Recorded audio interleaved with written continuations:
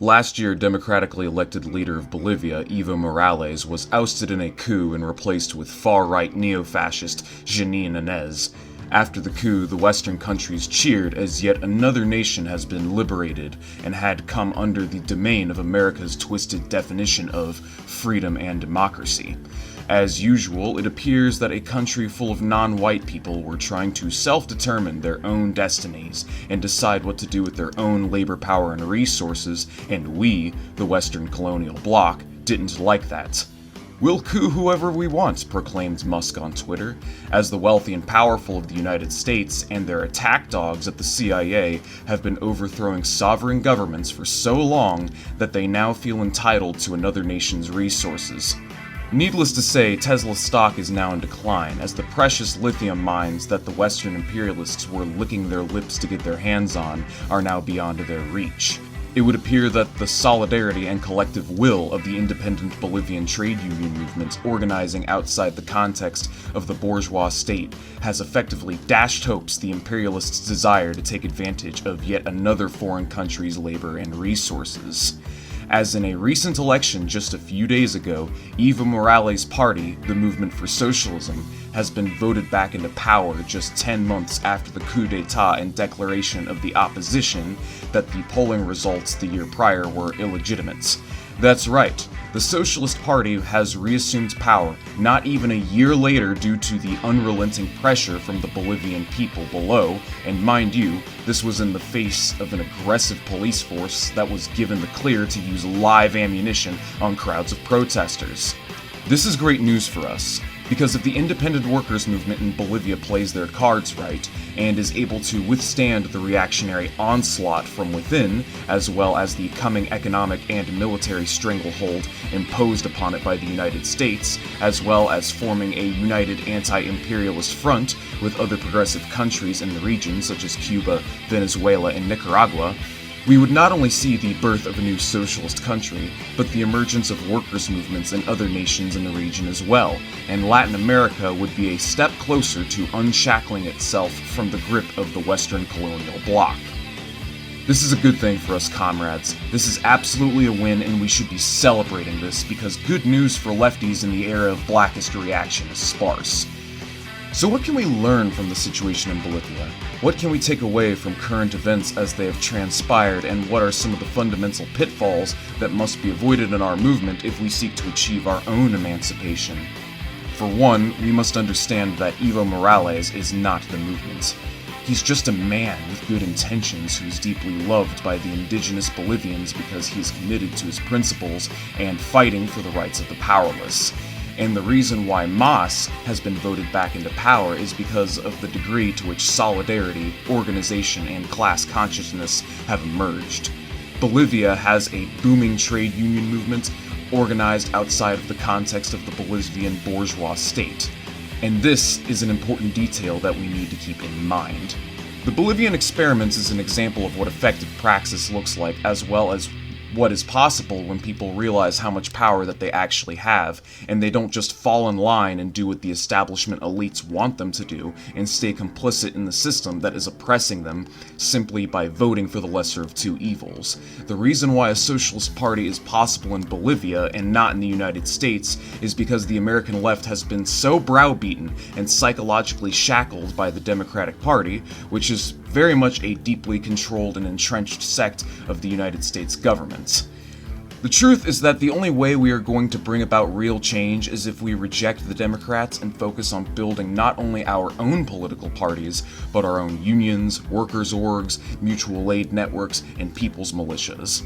In other words, what we lack here in America, on top of terrible strategies being advocated by all of the largest talking heads on the American left, is dual power of any kind, which is why we aren't getting anywhere but Bolivia is. Marx, Lenin, and Mao all wrote extensively on the need for dual power in the establishment of independent proletarian parties, workers' organizations, and by extension, the organs of a parallel government, operating on its own terms outside the domain of bourgeois-controlled parties. Quote, Even where there is no prospect of achieving their election, the workers must put up their own candidates to preserve their independence, to gauge their own strength, and to bring their own revolutionary position and party standpoint to public attention. They must not be led astray by the empty phrases of the Democrats, who will maintain that the workers' candidates will split the Democratic Party and offer the forces of reaction the chance of victory. All such talk means, in the final analysis, that the proletariat is to be swindled. Marx and Engels, 1850 Address to the Central Committee of the Communist League. Quote, "What is dual power? Alongside the provisional governments, the government of the bourgeoisie, another government has arisen, so far weak and incipient, but undoubtedly a government that actually exists and is growing, the Soviets of workers and soldiers' deputies. Let us create a proletarian communist party. Its elements have already been created by the best adherents of Bolshevism. Let us rally our ranks for proletarian class work, and larger numbers from among the proletarians, from among the poorest peasants, will arrange themselves on our side. For actual experience will from day to day shatter the petit bourgeois delusions of social democrats. The bourgeoisie stands for the undivided power of the bourgeoisie. The class-conscious workers stand for the undivided power of the Soviets of workers, agricultural laborers, peasants, and soldiers' deputies. For undivided power made possible not by adventurous acts, but by clarifying proletarian minds, by emancipating them from the influence of the bourgeoisie. The petty bourgeoisie, social democrats, social revolutionaries, etc., vacillate and thereby hinder this clarification and emancipation. V.I. Lenin, The Dual Power. A well-disciplined party armed with the theory of Marxism-Leninism, using the method of self-criticism and linked with the masses of the people, an army under the leadership of such a party, a united front of all revolutionary classes and all revolutionary groups under the leadership of such a party, these are the three main weapons which we have defeated the enemy. Mao, on the People's Democratic Dictatorship. Would-be revolutionaries and progressives must be wary of fornicating too much with the bourgeois state. In fact, this is actually a criticism levied by Marx against Lassalle in his critique of the Gotha program. Marx clearly outlines how the state is an outgrowth of the economic base, and how if you try to work within the state and cooperate with the levers and organs of bourgeois control, the bourgeois politicians will undermine attempts at every turn, co-opting the movement and reining it into the control of the bourgeois party within the narrow confines of discussion about what is realistic and what is attainable and doable. The revolutionary potential of the movement will be savagely curtailed as the would-be revolutionary party becomes integrated into the state and is watered down into a reformist, social democratic party at best and outright controlled opposition at worst. Such a phenomenon will only work to stifle the movement and crush the will of the masses back into the servility of capital, life going on as is, but with milquetoast reforms here and there, which will be undermined by the most reactionary elements of the state, i.e. Republicans. And this will be the fate of the Bolivian workers' movement if they put too much stock in electoralism and the ability of the bourgeois party to reform. MAS, a reformist party as is, would merely act to grant minor concessions in the short term, while defanging the movement and demoralizing the working class in the long term. The Bolivian workers are able to succeed and will continue to succeed insofar as they stay organized on their own terms and not on the bourgeoisie's terms. This is how we here in the United States got Franklin D. Roosevelt in the 1930s, as well as the Civil Rights Act in the 1960s. When the workers are conscious of their collective interest and organized separate of the bourgeois state on their own terms, that's when the concessions come in attempts to get the proles to stop fighting. And this is where, unfortunately, despite good intentions, the social democratic politicians will come around as the next line of defense of the capitalist system, acting as the Pied Pipers to lull the proles back to sleep. And should the Bolivian movements fall for the SOCDEM reformist meme, their momentum will be dead in the water within a year's time. I shall now contrast the Bolivian situation to our own here in the United States and outline the reason why the Bernie Sanders movement, as well as the broader American left, has been utterly impotent these past two electoral cycles. The reason why Evo and his party were able to regain power in the face of an undemocratic coup was because the people behind MAS and Evo are organized outside the context of bourgeois electoralism. There are indigenous rights groups, activist committees, and trade unions all working in unison outside of the status quo, and by extension are not beholden to the status quo. No such level of solidarity or community-level organizing was behind the Sanders movement. Sure, he drew a great deal of people into his campaign, and was the spark for many disenfranchised youth to get interested into politics. However, he ultimately fell short in fulfilling his historic role because of his complicity in the Democratic Party and his unwillingness to challenge the hegemony of the system in the ways that it needs to be challenged in order to bring about actual reform and change. After 2 election cycles, he has demonstrated that he cares more about being a Democratic insider and his political career than he does about the toiling and suffering of the American people, refusing to attack his competition, or really challenging them, refusing to call out the obvious electoral fraud, or using his political clout and hundreds of millions of dollars in small donations as leverage to get the Democrats to bend to his reforms, threatening to run as a third-party candidate if they would not concede. Or the Super Tuesday coup orchestrated by Barack Obama, playing right into the hands of the liberal establishment narrative that beating Trump is the most important task at hand, and that we need to let the DNC and liberal elites decide on our behalf for us who is that most electable and viable candidate. Or the fact that he was almost bragging about being good friends with Joe Biden on the campaign trail.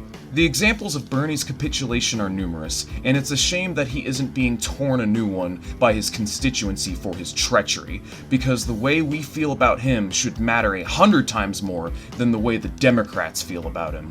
But to pin everything on Bernard Sanders would be great man fallacious thinking. All one has to do is look at how quickly the movement he built disintegrated after he capitulated to the Democratic Party both times, with people either staying home and retiring from politics for another 4 years at best, or falling in line and Pokemon going to the polls and voting blue at worst.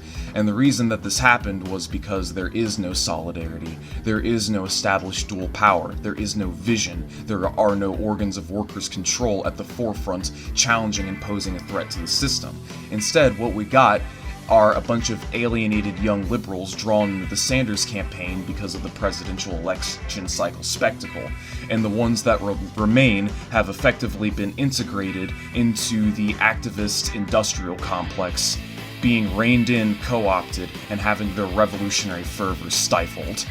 At last, young liberals finally saw somebody with a lot of good ideas that seemed to represent their interests, and when that candidate got rat-fucked by the DNC both times and refused to do anything about it, as a side note, even Evo Morales called for the exit poll results of his party's election, everybody got told to go home, and vote-shamed endlessly into supporting the Democratic candidate. In other words, the Sanders strategy from the start was a dog and pony show. From the get-go, it was an extension of the bread and circuses that makes up the political discourse here in the United States. Would this have been the same situation in Bolivia, assuming Mas had lost the election and Evo's party never seized power? The answer is demonstrably no, because the power never lied in the hands of the party or any individual man at the forefront in the first place. The power lies in the will and strength of the Bolivian people. This is the reason why, even after the coup in Bolivia and the ousting of Evo Morales' government, the Bolivian people would go on to fight tirelessly and relentlessly for their own liberation and self-determination, and as a consequence of their struggle, the Socialist Party has been reinstated. So in short, you cannot simply go to your oppressor and ask them to treat you with equality, which is effectively what reformists and class collaborators are doing when they make their push for social democracy. We can't stay complicit in the system and just pick the candidates that the powers that be offer us, because no matter who we choose, it's the needs of the wealthy and powerful which will be put before everything and everybody else. What we need is not to cooperate with our oppressors and fornicate with the powers that be, but instead build dual power. Think about it like this. The state as it exists now does not serve our interests and is fundamentally incapable of doing so. So rather than stay complicit in its dominion over us, we need to organize and form the pillars of a new state apparatus in the place of the old, a proletarian state apparatus, a state apparatus that represents our collective will and class interest. This means forming our own independent mutual aid networks, trade unions, tenants' unions, cultural centers, reading clubs, political parties, proletarian militias, etc. The very institutions that will go on to form the new organs of the state after we have overthrown the old. At the end of the day, it all comes down to violence, or the threat of violence. Historically, the ruling class has never given up their power and wealth peacefully. The people must take their power by force, which is why we communists must stand for the revolutionary transformation of society. We must stand for the ultimate overthrowing and smashing of the bourgeois state apparatus and the establishment of the people's democratic dictatorship. That is to say, the dictatorship of the proletariat. We must utilize a myriad of strategies from strikes, protests, sabotage, agitation, and propaganda to undermine the system in any way that we can. And if workers in Bolivia can overcome the state even when the dictator Anez signed off on letting the police open fire on crowds of protesters with live ammunition, operating under heavy amounts of pressure and violent political repression from above, we can do the same thing here in the United States. That's all I have to say about this for now. Thanks for watching. Please remember to rate, comment, and subscribe if you like the work that I do and would like to support me in any way. Share this video with your neighbors, and consider donating to my Patreon. Every $15 to $20 I make is an hour less that I spend at my night job, and an hour more I spend on my day job making YouTube videos. You can find a link to my Patreon and Discord below. Red salute, comrades.